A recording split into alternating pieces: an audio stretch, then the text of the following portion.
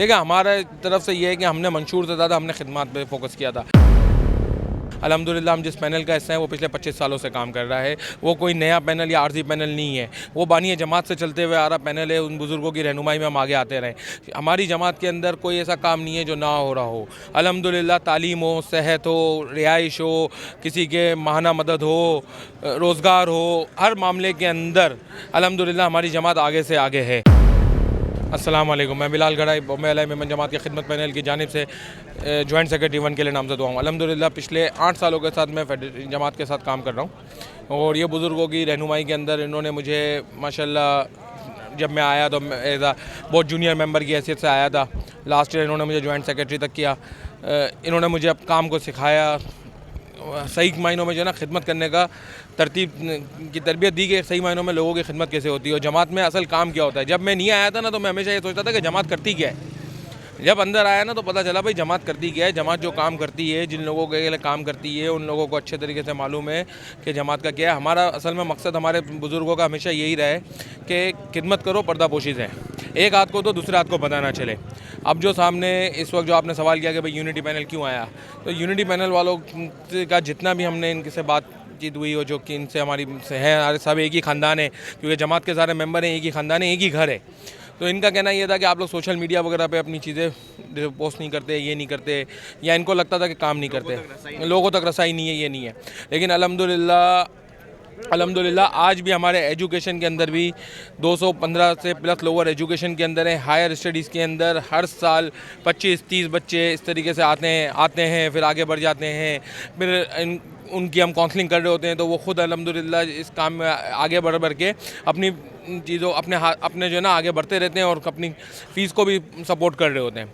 तो इस तरीके से हम इस काम को करते रहे। बट ये है कि हमारा मकसद सिर्फ एक ही है, आज भी था, पहले भी था, और हमारे बुज़ुर्गों की जो नसीहत है कि पर्दापोशी से काम करना है, क्योंकि यहाँ पे सब एक दूसरे का ख़ानदान है, एक दूसरे की इज़्ज़त है। आने वाले वक्तों में आपका मैनिफेस्टो क्या है, मंशूर किया है? हमारा जो मैनिफेस्टो है वो सबसे पहले जो पहले भी था, आज भी है, हमारे बुज़ुर्गों की तरफ से हमें एक ही चीज़ मिली है, सिर्फ़ और सिर्फ तालीम के ऊपर जितना फोकस हो कि आज जो बच्चा ले रहा है ना कल देने वाला हो जाए। बिरादरी में तकरीबन जो है अगर देखा जाए तो सिर्फ तालीम पर काम नहीं होता, तालीम भी है, सेहत भी है, इमदाद भी है, घर के शादी ब्याह के मामला भी है, और जो है देखा जाए तो बहुत सारी चीज़ें हैं, स्पोर्ट्स भी है। तो राइट नाउ आपके मैनिफेस्टो पूछने का मतलब ये है कि जब बंदा पैनल पे आता है, जब बंदा वोटिंग इलेक्शन में आता है, तो वो अपने मंशूर लाता है कि भाई अब हम ये काम करेंगे, ये करेंगे, ये करेंगे। आपकी तरफ से क्या है? देखिए हमारे तरफ से ये है कि हमने मंशूर से ज़्यादा हमने खिदमत पे फोकस किया था।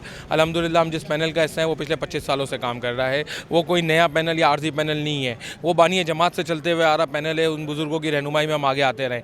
हमारी जमात के अंदर कोई ऐसा काम नहीं है जो ना हो रहा हो। अल्हम्दुलिल्लाह तालीम हो, सेहत हो, रिहाइश हो, किसी के माहाना मदद हो, रोज़गार हो, हर मामले के अंदर अल्हम्दुलिल्लाह हमारी जमात आगे से आगे है।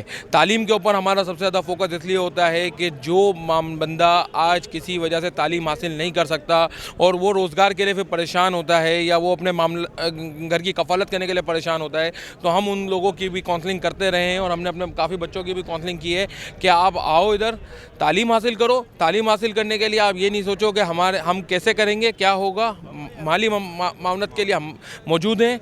हम सिर्फ आपसे ये चाहते हैं रिज़ल्ट, अच्छा रिज़ल्ट लाओ, आगे बढ़ो और अपने घर की और अपने ख़ानदान की कफ़ालत करो।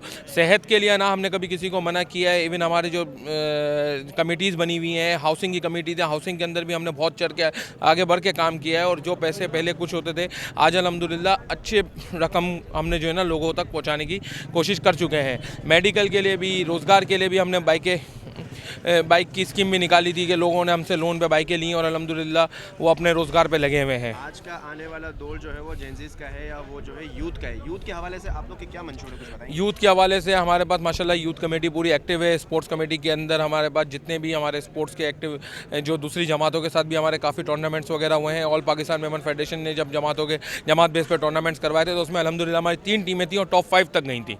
तो हमारी यूथ कमेटी भी अभी भी एक्टिव है, पहले भी एक्टिव थी। स्पोर्ट्स के प्रोग्राम भी हो रहे हैं। इंशाल्लाह हमने थोड़े टाइम पहले ही अपना एक प्रोग्राम अनाउंस किया है, इंटर जमात क्रिकेट टूर्नामेंट। अब ये इलेक्शन से कंप्लीट हो जाते हैं तो हमने जमात के लोगों से कहा था कि भाई हम अपनी जमात बेस पे करवा रहे हैं। जैसे इंशाल्लाह टीमें प्रॉपर रजिस्टर्ड हो जाती हैं तो उसको भी हम इंशाल्लाह बहुत ही जोश और जज्बे के साथ करेंगे। हमने लास्ट हमारा एजुकेशन का एक प्रोग्राम किया था अस्करी बैंक्वेट के अंदर, वो भी अल्हम्दुलिल्लाह बहुत से लोगों ने हमें अप्रिशिएट किया था। उसमें हमने मेंबरशिप कमेटी की एक स्कीम भी दी थी, तो उसमें हमने उम्रे के टिकट दिए थे। अल्हम्दुलिल्लाह दो की हमारा था कि 2 टिकट देंगे और आखिरी में 7 टिकट्स तक ये गया था।